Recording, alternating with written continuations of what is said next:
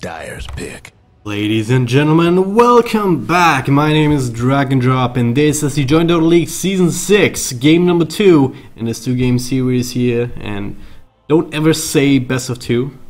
Just a quick PSA there. Say 2-game series, as I do, between Yellow Submarine and Lemondogs. I'm joined once again by Hippie, so welcome back, man.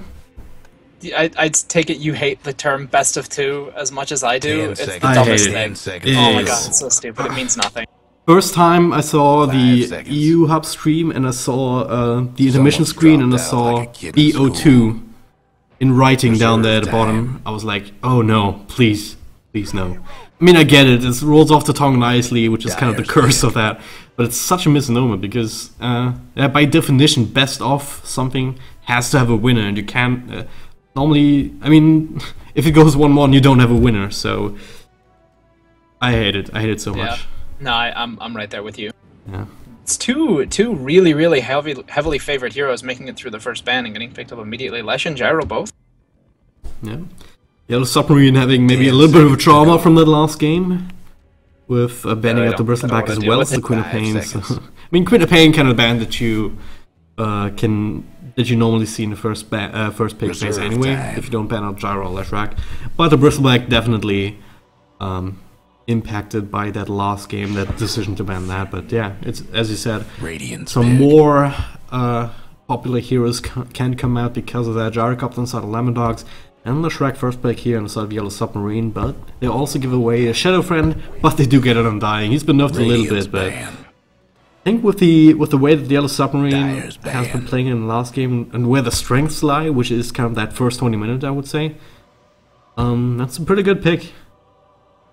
I am immediately worried about picking an Undying into a Gyrocopter. Oh yeah, right. The flat cannon does get rid of that. With it. So yeah, flat cannon is really good. But also, so I forget who I heard say this originally, but it's a nice little theory point. I'm not going to take credit for initiating this, but when you drop a tombstone, what you're saying is we want to fight in this area around the tombstone. It's very strong for us. So even if Gyro can't just immediately run in and kill the tombstone and just hurt you all thanks to flat cannon, he can drop a call down on top of that, and then nobody in your team wants to be there either. So basically everyone just backs off at the cost of a call down and a tombstone, which are on very similar cooldowns. So, but your tombstone is generally, I mean, if you drop it, you're dropping it because you're a fighting sort of team. Gyro can drop the call down, back off, and be like, okay, now I'm just going to farm for 50 seconds. Yep. And Undying drops the tombstone and is like, okay, now I do nothing for 60 seconds. That's my ultimate right there. Yep. That's a really good point. I mean, Gyrocopter can also, of course, he scales much better into the late game than Undying would. I mean, more often than not. I mean, Undying can do some things in the late game with that damage amplification from his ultimate and all, but the tombstone does fall off. The heal is, nah. The decay also not quite what it is in the early game, so that Undying kind of have to commit. And if the Gyrocopter has the cooldown going, it puts you in a tough position if you can't really benefit from these kind of initiations on these kind of fights that you want to find but can't. The heal on Soul Rip can be pretty ridiculous in the late game if you have the unit count for it. So 16 units by 30 damage is 480 healing. Obviously, that's not mitigated like the damage is, and it's on a 6-second cooldown, so almost 500 points every 6 seconds, especially when you have a hero like Leshrac, who's generally going for a lot of mitigation, and then Octarine to try and make sure that he can tank up as much as possible, because obviously if you have a raw amount of healing, then the best way to make that more effective is by getting damage reduction. So, you know, magic damage reduction, armor, etc., etc.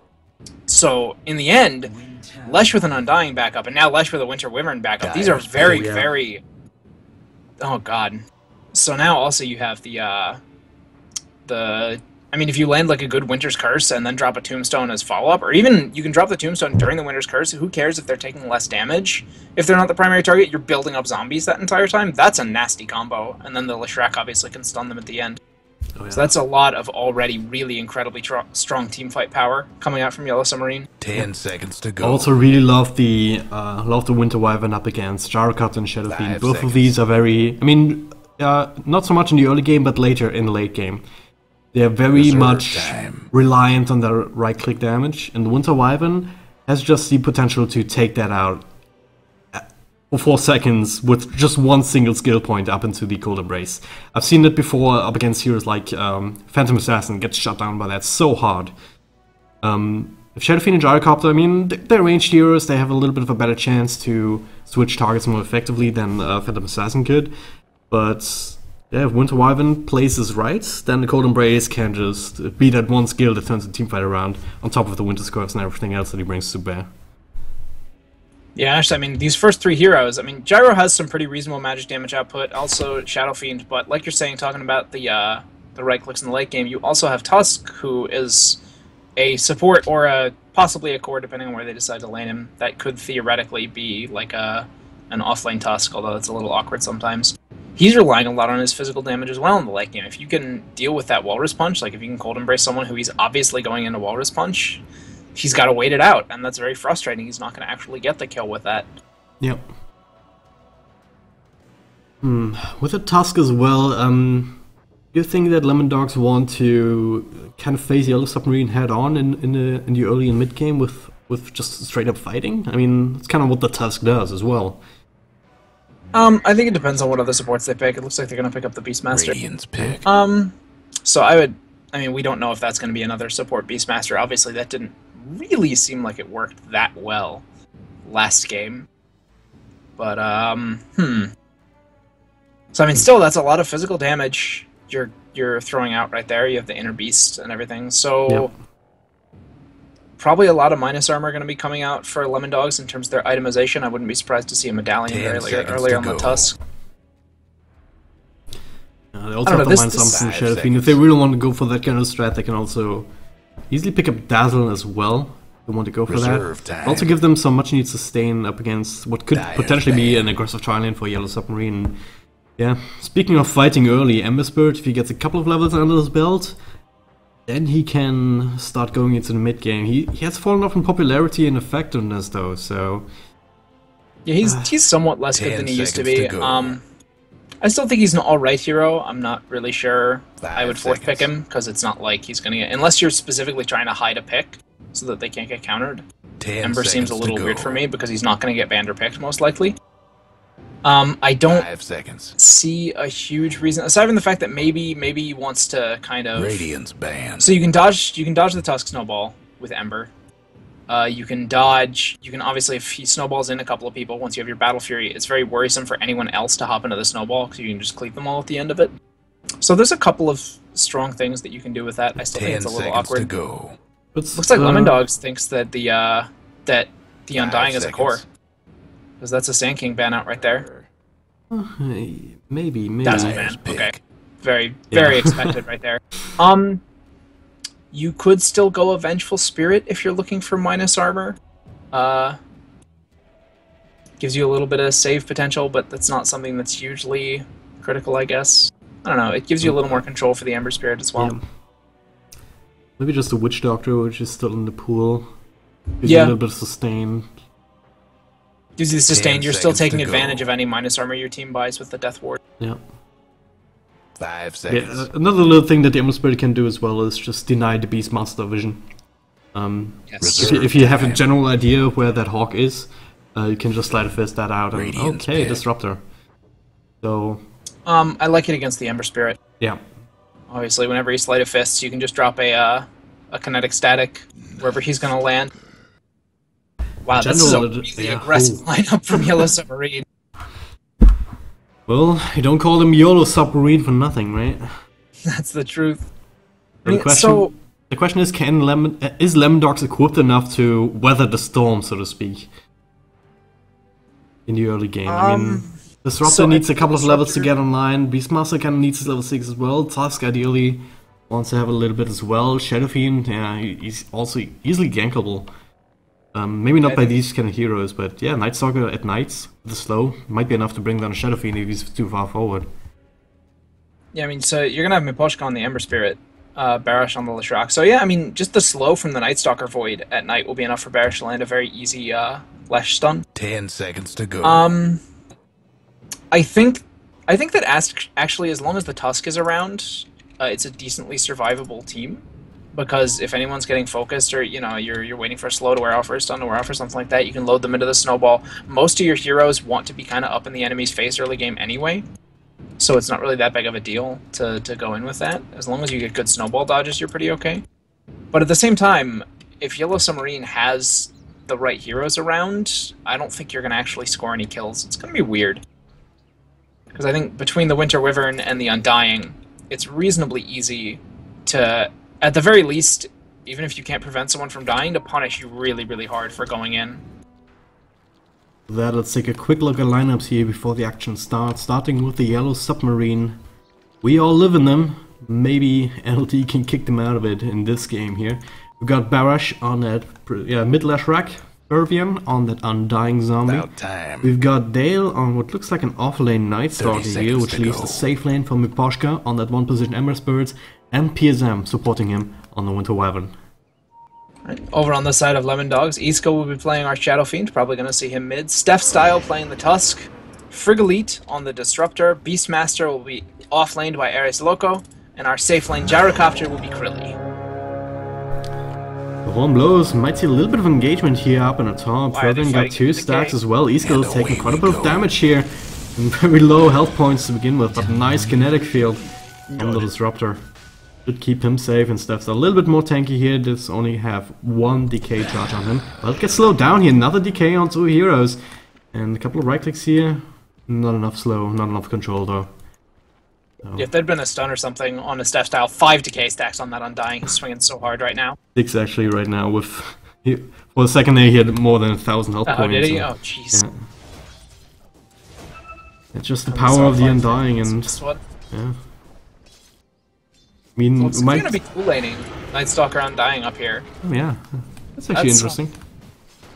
I mean, okay, so it doesn't really give them any harass potential, but the Gyro doesn't really have harass potential at all, and neither does the Tusk. So that's 2 supports who can't really be doing anything like that. It looks like the Disruptor's actually far away, starting up stacks for the Gyro. So I think they can actually control this lane pretty nicely if they want to put this up here. Well, maybe stacks for the Gyro, but I would say more stacks for the Shadow Fiend here early on in the game. Just make sure that yeah, I mean, yeah. he can't do it himself like he could on the Radiant side. You can, Yes. but you still kind of want to have that quick farming potential available here to just jumpstart your mid game, so to speak. I completely forgot the Shadow Fiend existed for a moment there. I was like, that's weird. Gyro doesn't usually take stacks till later, but, well, whatever they want to do. Oh, Yeah. nice ice thingies here. Blocking both Fervin and Dale in here. Krilly with the Rocket Barrage on level 1, but doing a good amount of damage here. Rocket plus a Snowball will secure the first blood. On the Undying, Dale gets out because he wasn't focused down, but... Wow. Those ice shards, man. I forgot the name of that for a second, but... That was absolutely the perfect one, right there. Yeah, remember how I kept drawing like the little "this is a choke point" drawings, Yeah. basically for the entire game last game. It's gonna happen again. I mean, Ice Shard's very, very powerful in any sort of those choke points. Maybe they picked that because they know that Yellow Submarine has problems with choke points. You never know. But Maybe. and obviously, it's very easy to go in on the Undying before he's level 2 and has that Tombstone. And level 1 Tombstone is good, but even then, you really want the level 2 Tombstone. So the more they can pressure this top lane before the level 2 Tombstone is available, the better off Krilly is gonna be. Yeah. What's the trade-off though? I mean, Miposhka is kind of free farming down here in the bottom lane. I mean, you do have the Beastmaster now. Spending a little bit of time down here as well, but can't really do too much of his own to try and rest him out, especially with the Winter Wyvern there.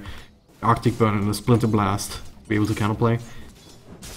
Yeah, at least Beastmaster's gonna get some levels here, especially thanks to the Invis Rune that he picked up. Able to leech free. Yeah. Yeah, so nice to be able to just get that off for free. And also, he can always do the axe stacking if he wants to. He can just kind of go back if he feels like he's getting behind. The boar being super annoying to PSM here, who's taking a couple of extra right clicks from Ares Loco too, so... Oh, he's gonna throw out the Arctic Burn. That's so frustrating to deal with as an offlaner. Oh, they want to go in. He's gonna get the Searing Chains. This might be a kill for Ares Loco. Splinter Blast comes in. Last kill by Miposhka. Even on top, there's another fight going on here as well. Fervin takes so much damage from the Rocket Barrage, but not quite enough with the creeps there too. So they do get the kill on the Disruptor, but at what cost? They lose both of their heroes, as they don't have the exit strategy at hand. Really, with the Rocket Barrage. Man. Plenty of mana to throw it out a couple of times. Steph Style there as well with his control factor. Maybe 2-for-1 trade up top here. Yeah, and especially with a stick against an Undying, he's never gonna not have mana, basically, because there's constantly gonna be decays thrown around. Yeah, the stick, the Ring of Basilius up and running as well. Helps with that too. Yeah. So pretty much a back and forth slugfest here already. Already feels like the last game. So, kind of have to turn our attention to the middle lane, which is where Barish now finally getting the rune secured from Fervian, but maybe they get something here. Figley doesn't have a glimpse though, but nice ice shots once again. Maybe set them up for that, but maybe not. E-skills going a little bit too far forward, running into the stun, as well as the tombstone. Figley, of course, already used the spells, can't really do anything against that. And there we go. Fervian actually gets his level 3 off that. So he's got all of his spells now. The Soul Rip will be very, very helpful once he gets that tombstone down in top lane. Obviously, it means if they're diving. Oh, it looks like Dale wants to go in on Curly, but taking so much damage from that rocket barrage. Just gotta back up. At least he's got it south. It's nighttime too, so you can kind of understand his willingness to go in on that. But yeah, did they? I kind of heard like two self things. I heard the two selves, and I heard Night Stalker say thank you, and I know Dale had one, so I think that. Oops. Miscommunication, misplays here on both sides here. Shadowfiend getting picked off all alone, and then double salve. Oh, bottom lane. PSM, nice ice shots, nice snowball, not long for the world, but maybe they can get a counter kill here. But Poshka doesn't have Sleight of Fist available though. So Air's Loco will be able to walk away, and actually now Poshka taking so much damage that another snowball in 5 seconds. That's how he wants to commit for that. Looks like he wants to. Ice shots here will be enough to secure the kill. And Snowball doesn't have anyone to roll to, so I should be able to finish him off. Actually, well. Okay, roll to the creep, so this still dies. Yeah. Interesting. Died to creeps, and actually gives it to Miposhka. Lucky man. Yeah. So actually, I think that just got him a bottle. That's a little odd going bottle on a non-mid Ember Spirit, honestly. Obviously, he gets really good use out of it, and he can really abuse it with his level 6, so don't get me wrong, it's certainly not bad. It's just kind of a little odd. Usually you just see a Drums Rush, and then with Phase Drum, I mean, this is one of the heroes I mentioned last game, that there aren't really more than a couple heroes. Here's Loco. He's actually low on health, sticking around here. There's a Sleight of Fist Searing Chain combo available, and that should be that kill. Dire's mid tower won't last much longer. A little over-aggressive right there. Looks like they might want PSM. Yeah, they got the Hawk scouting him out. Shards to stop him. Nice little trap from Steph Style right there. Oh, but it looks like Miposhka wants to come back in. He's going to get out thanks to the Arctic Burn. I always forget that hero is just like... Oh, E-skills. Damage was a little bit late, but it's there now. Snowball comes out. Raze, 2 of them hit, connected on PSM. I think he was trying to find safety in the trees, but no joy there. Meanwhile on top, what's going on here? Okay. Murder is going on as Dale survives on 5 health points there. We'll quite have to stat topple for that, thankfully, but you catch a glimpse of that. It's pretty almost dying there in nighttime, but they do get the one counter kill on the Undying, and they don't lose Krilly. But at least he has to go back to base now. I feel like Dale should be trying to focus elsewhere. They're not getting a lot done on this top lane. I like that. I like when the Undying kind of went to help top river, but they're just spending so much time up here trying to stop Krilly, and I mean, he's farming pretty well. He's 31 and 6. You've now given him. He's 2-0 and 2. So what are you doing? He's actually dead. Maybe one more right click. Snake Jobs actually keep him alive. Steph Style here coming in at the right time for the counter kills. Oh no! 2 for 1 trade. Hello. He's still knowing he wasn't going to get away, turning around, getting the double raise that set them both up for the tower and Steph Style to be able to finish them off. Really nice ice shards again. Snowball to get the stun. Just Steph Style has been playing incredibly well. 5 and 1 so far. These ice shards have been on point every single time he throws them.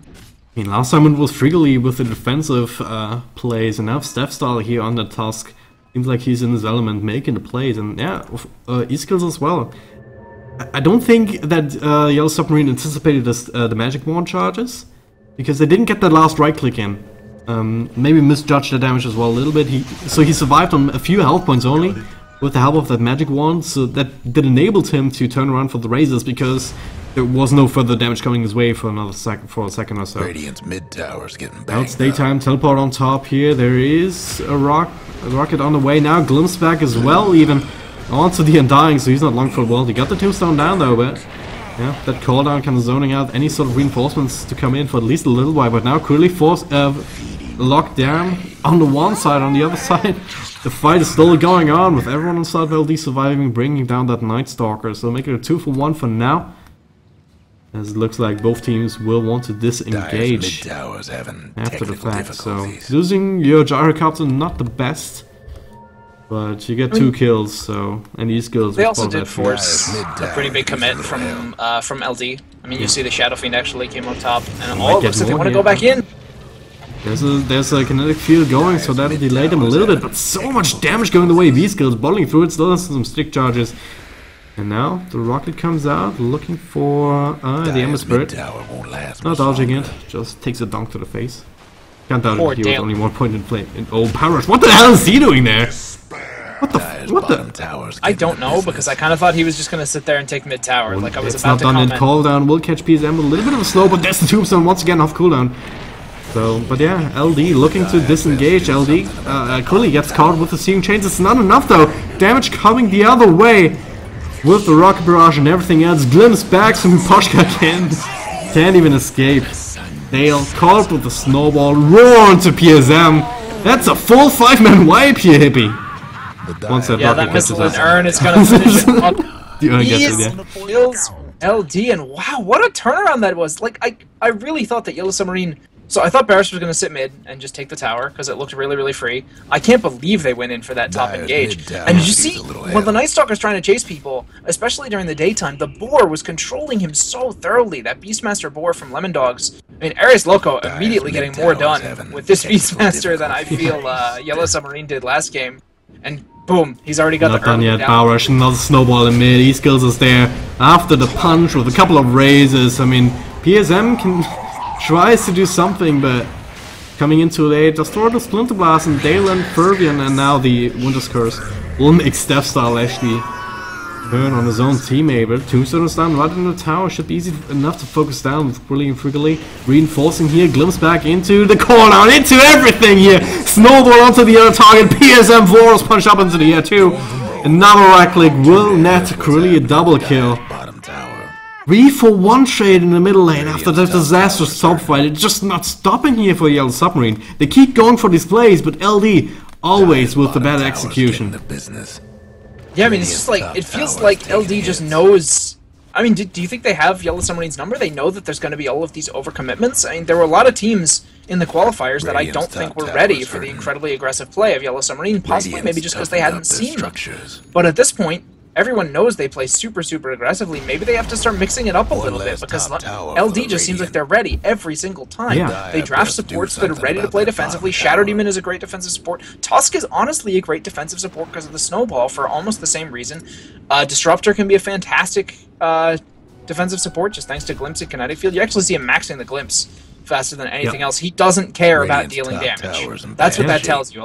You'll see usually a couple of extra levels in Thunderstrike if you're maybe looking for just a little more of a standard build with the extra damage. Max Glimpse just says, I don't care. My only job here is to screw you over and make sure you're not where you want to be. I mean, that glimpse enables them to just take so much more out of the other fights. I mean, they kind of turn the fight around on a couple of really good raises here, the cooldown as well, and Steph Style getting his ice shots off, and the punch, and the initial snowball. And then by the time the fight ends, Yes is just scrambling back to their own base, and that's where they run into trouble, because you can't run away from the Disruptor with Max Out Glimpse. It's just not possible. You're gonna lose another hero pretty much no matter what. And then the long range snowball, the secondary snowball, comes out as well from Steph Style, and their LD are also doing a good job just not overkilling anyone, right? They don't they use the roar on one, no, he's dead, and they use the snowball on the other, right? They don't stack these kind of spells too. Now they're looking for some more killing time in the bottle main. 3-on-3 engagement, maybe with some extra teleports coming in. Now there's a snowball here onto Barrage, there's a teleport here, and Static Storm on top of it. Yeah, that last drag is down for the count. Undying here, isolated on one side, and yeah, as I said, they're committing roar on him instead, using it on Dale, who's running for his life, but even though it is nighttime, doesn't have. Yeah, I think it isn't fast enough. Doesn't have enough health points to survive through that 3-for-nothing trade this time around, and probably a tier 1 tower. I think your comment on there being no wasted spells is actually really, really on point. I wasn't thinking about it, but just watching that fight and thinking about the previous fights now, the way that every single spell feels purposeful, it doesn't feel like anything is just thrown out because, oh, we're fighting this guy, I guess I should cast something. I mean, if they don't need a particular spell, it's not even being used. Radiant's So bottom it's tower. just very, very good control. This means that they have really good control of their mana, their cooldowns, obviously, but it means that the way they spread that out, if you waste the Roar Radiant's on, like, bottom the tower Undying ain't or a something... pretty sight right now. I mean, so you had the Static Storm used to deal with the Leshrac, the Requiem of Souls used What's to mess with with all the the scribbling? Undying, and then to follow it up, boom, you just had a Trouble nice little brewing Primal at Roar in the Radiant's river bottom tower. to help finish off the Night Stalker. It was really, really beautiful. Yep.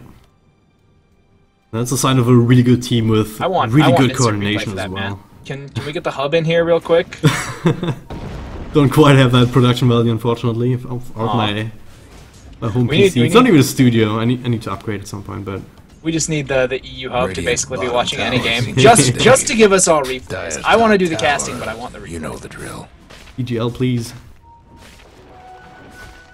But yeah, it looks like yes, still one fighter at least want to get something here to get. Oh, mass teleports a caller and there's the tombstone, but Could use a hand. Eris Loco caught with the stun actually. Yeah, does not quite get the roar off before it dies. Really also caught in all of that AoE damage. 0-4, Friggly now in trouble, glimpsing back, but Steph Style and E-Skills, they're still going strong here, claim some counter kills of their own. E-Skills still alive by a miracle. And yeah, PSM is not the kind of hero that can finish him off, but yeah, the negative earn charge here from the other side, I think, is also not enough to bring him down. So Steph's still the one walking away with a triple kill now, Miposhka. Radiant's mid tower. I don't think he can fight this Tusk. He has the mana for the bailout, but I mean, just the single tick of positive earn charge that was really, really precise coming out there from Steph Style. So he saw the negative earn charge on him. Obviously, he threw out this like single tick of the positive earn charge that got in kind of in between those ticks, and that's what kept him alive. He would have been dead otherwise. He was at like 5 HP when that fight ended. Yep. Oh man. It's just beautiful to see the execution from LD. I mean, that fight actually didn't even go as well as the other fights went for LD, simply because they start off. They actually got the Leshrac stun onto Beastmaster. They didn't have the Roar. Disruptor can't really have too much of an impact, at least with the glimpse in these kind of fights. And Krully also dying, but yeah, at the same time, they're so far ahead right now. Not just with Krully, not just with one of their cores, but also with the Radiant's Shadow mid Fiend. He's tower actually on needs top a of the net hand. worth chart, and whenever you see that Shadow Fiend up there above everyone else with a mechanism to No boot here, breaking down the radiant the power structures like treads. this. Radiant's mid tower. that's a scary position to be in, because that's exactly the kind of position where Shadow Fiend can just take over the mid game from. Radiant's I think the mid scariest tower's part of in this trouble. is that your Tusk, The Dire your might support wanna mine Tusk, that top Yeah. tower. is the second most farmed hero on the map. He has a He's freaking Solar trading the position Crest. with Miposhka. Yeah, he has Solar Crest and an Urn and Phase Boots. Guess what's happening? He has at Dire's bottom 200 tower. less gold than your Dire's core Shadow bottom Fiend. tower got blown to bits. Oh man. It's completely ridiculous. I mean, Miposhka's actually farming really, really Oh well. god, He's glimpse keeping up back, very nicely. Peruvian, dead. Wall was punched That up into the damage air just for with the style Solar points. Crest. with that minus 10 armor, what are you gonna do? Yo, if Shadow Fiend is right there right now, it's minus 14 armor. 2 more levels is gonna be minus 16. Get like a Desolator on the. I would not be surprised if Tusk honestly goes for a Desolator in this game, just to laugh. Yeah, who needs Dazzle, right? Yeah, right.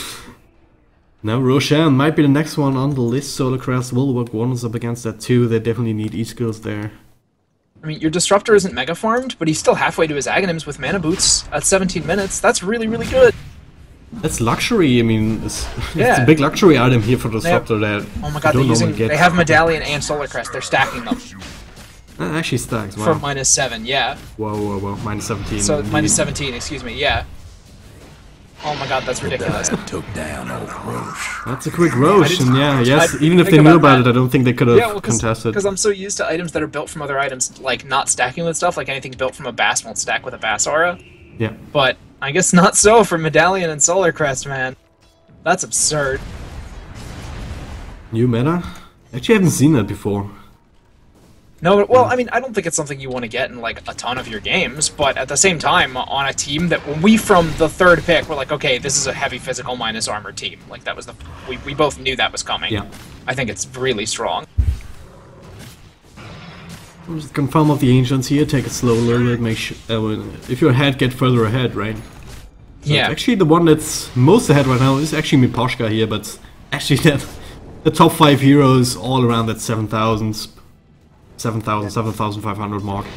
on average, so it's not actually all that big of a difference. Where the difference lies is really the supports. I mean, Tusk, of course, more than anyone else, but also Disrupt, as we talked about, they do claim another kill on Dale here with that nice glimpse, and also Iris Loco actually sitting on almost 6,000 gold. That's having a lot of that in the bank. Maybe a Necrobook, maybe quick Ags or Blink for himself. Yeah, oh, something. Dale just bought something? Oh, Ogre Club, or excuse me, Style just bought something. So maybe going for a BKB, maybe just kind of saying. Whoops, disconnected from the server. Fights. He's able to just kind of get in everyone's faces. The ability to, Miposhka wants to do something. The slow coming out. They are going to get the roar over onto Furby and Kinetic Field. Static Storm, he can't drop that Tombstone. Tusk coming in as well. He has the Walrus Punch. What the Cold Embrace kept him alive right there for now. Still doesn't get the Tombstone off. Finished off by Eskill's Nukes coming in with that Shadow Fiend Barish. Trying to run away. Under the effects of that Sigil. Gonna get glimpsed back into the field. Walrus Punch now used. Wasn't wasted earlier. Still available. Eskill's still alive. The heal's just too much. And he's going to disengage, just be very safe. Oh no, he wants to go back in. That snowball's so deep. PSM going to Cold Embrace itself, make sure the follow-up's not there. Nice set of Searing Chains coming out from Miposhka. Ares Loco trying to run away. He's got that plus 10 armor from that Solar Crest. They can't bring him down. The Urn not going to be enough either. Oh, Miposhka going to come up and finally finish it off. Nice set of Searing Chains. Gonna let them chase it down. Yellow Submarine still going in. The Snowball coming in defensively. Requiem's going to go off, lower that damage, and they're going to get a really clean kill onto that Night Stalker. No chasing for you. Say the Lemondogs. Punishing 2 kills onto Yellow Submarine. Well, that fight never seemed to end there. I mean, I disconnected for a second, but I got in at the start. So... That was ridiculous. Oh, it's not even over yet. Oh, Barish. Now, next one on the list does a lot of AoE damage, but he will fall immediately. Undying trying to do what he can, but he's all alone. Tombstone will fall immediately, and he's the next one on the list. Caught in here with the kinetic field. And... Oh, man. I'm lost for words right now. I mean, this game is going so much in favor of LD right now. I mean, it also reflects on the graphs. More than 10,000 experience, about 10,000 gold, and the momentum in this game, the amount of kills in this game. I mean, it's... Shadow Fiend BKB is out as well, so you have a Shadow Fiend Aegis BKB at 21 minutes. That's kind of terrifying. How much longer is on that Aegis? Let's see. I can actually see the timer of this game. Actually, the Aegis is going to wear off in about a minute and a half. So I can't see the timer after I reconnected in. So. Yeah. Well, when I was getting those like auto disconnect spikes, lost the timer last game, but it's been clean for me this game, so I'll take it. Oh, well, at least one of us is there to watch the action. It's all good. Yeah. Oh, they want to go in on E-Skill. He's pretty tanky though, and I mean, I don't think he'd mind using the Aegis at this point. He doesn't have that much longer with it. He knows it. But yeah, I mean, looking at the kill score, especially with the way that the qualifiers have went and the way that the meta has kind of stabilized a little bit, you don't always see these kind of high-octane games and the high levels of play. But this one's definitely a welcome exception here, maybe. 49. Ares is going to get sharded in. Another great set of shards from Style. The roar from Ares Loco. The damage from E-Skill. He just can't get away. And Fervian here, do they have another glimpse? They do, and even though that's a ridiculous range, you do need the vision for that. So Undying at least this time will get out alive, but for what it's worth, right? For what it's worth. I mean, gonna get a new creep wave coming in, they're gonna have a tier 2 at the platter. I don't think Yes can contest here without a Lashrak. I mean, he's up in 10 seconds, but... Okay, the Splinter Blast is gonna slow it down pretty nicely. They might get it before he comes up. Just so much damage on that Shadow Fiend. Even then he has to teleport in and expose himself, so yeah, that's a dead tier 2 for sure. Yeah. Radiant's mid tower's getting the what for? What level is can just... What? Still quite good. The Beastmaster aura, I was checking what level they had it. This Lincoln Sphere now out on the Ember Spirit. You're going the defensive route, you're blocking quite a bit, blocking the roar, blocking the homing missile can proc it easily. Doesn't help you up against the Shadow Fiend, but he's probably more worried about the glimpse as well as the snowball maybe onto him directly. I don't like it, honestly. I think they're far enough behind that he needs to go for a more high risk play. So it's it looks like okay. Did it block the Walrus Punch? Is that what it blocked right there? No, it was on cooldown before already. I'm not quite sure what procced it, but I don't think it blocks the Walrus Punch anyway because it's kind of an attack modifier, right? No, I really don't think it does, but it blocked something. Maybe it must have been the homing missile, actually. Gyro homing missile went off at that time. I was like really confused because he punched and I saw it go off, and I was like, but the block happened at the same time. Very slow. The Tusk is coming in. They can't kill him. Oh god, no, it's a Tusk. Get the hell out. I'm pretty scared of that guy at this point. Yeah. He's horrible. Almost level 16 too. Yeah, he's still got almost as much farm as Miposhka. Like, during the early game, you can see supports who are getting really good ganks going, who can basically have as much farm as cores. Miposhka has been farming all game, and Steph's style is still like on the same level as he is, and more farmed than Barash. Yeah. Same time, Crowley here with the double damage rune as the E-skills to help. They're gonna try and put on some pressure on that next tier 2. Teleports come in time to defend this though. Gonna be the Winter Wyvern plopping down some counter wards, make sure that they have no that LD don't have vision behind that tree line. Little tower already down to half health. There's Winter's Curse. Can it do anything off of that? Follow-up stun here from Lashrak, but there's the snowball here. Barish Walls punch up into the air. Lona actually kept alive for a little bit longer, but the magic damage is enough to burn through that cold embrace. Everyone else on the run here, but so much AoE damage. Glimpse back, of course, on the PSM. Make a 3-for-nothing trade here. Miposhka trying to do what he can, but what can he do here? No Battle Fury even here, as he went for that defensive play. Slowed down tremendously here from the Citadel of all things, and caught with the Kinetic Field Static Storm combo. Make it a 4-for-1 and a tier 3 to boot after the tier 2. I have no reason to stop right now, and this section might be getting close to game right here. Glimpse back even on the Dale.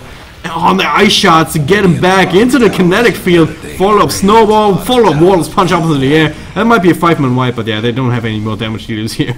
So Dale will survive, thankfully, but hey, space created, the racks will go down. They have an opening on the mid-racks as well if they wanted here. Miposhka not back for another 30 seconds. And the creep wave is right there too. Just wow, that's all I have to say, man. This has been a completely ridiculous game from the side of Lemondogs. And I don't know, so let's see here. It looks like it is a fairly long Roche respawn. They might be backing off because they want to check out the Roche, see if it's maybe available for them. But they have another big Ancient stack to take as well. They've been stacking it up with this Dominated range creep the whole time. Yep. So Krilly can just get even more farmed anytime he wants. And now, after that fight, you know, Varish and Miposhka were kind of keeping up before that engagement right there. But with the fight in the racks, Shadow Fiend at 14,000. I mean, your top 3 farmers are all from LD, and one of them is a support. Yeah. Like, I just... or rather, was picked as a support. So Ares Loco got the Necro book. Not really. Ares Loco got the support. Shadow Fiend just straight up buys Sanjin Yasha. With that 5,000 gold to get stacked up, and yeah, BKB for Krilly, as I said. Colin comes out. Burvian, PSM, Barash on the run. Barash gets roared up here, brought down. Mana Burn as well from the Necro Creeps. 2 caught in the Kinetic Field Stack Storm combo is... Can't even really hypecast these things anymore because they all look the same, and yeah, GG, well played. Don't really blame them. Yeah, this game is pretty done. I mean, I don't think there's anything that can really work in the late game. Wow. Well played by Lemondogs. That was just absurd how hyped that got. It was, and it's as I said, I think they had Yas's number.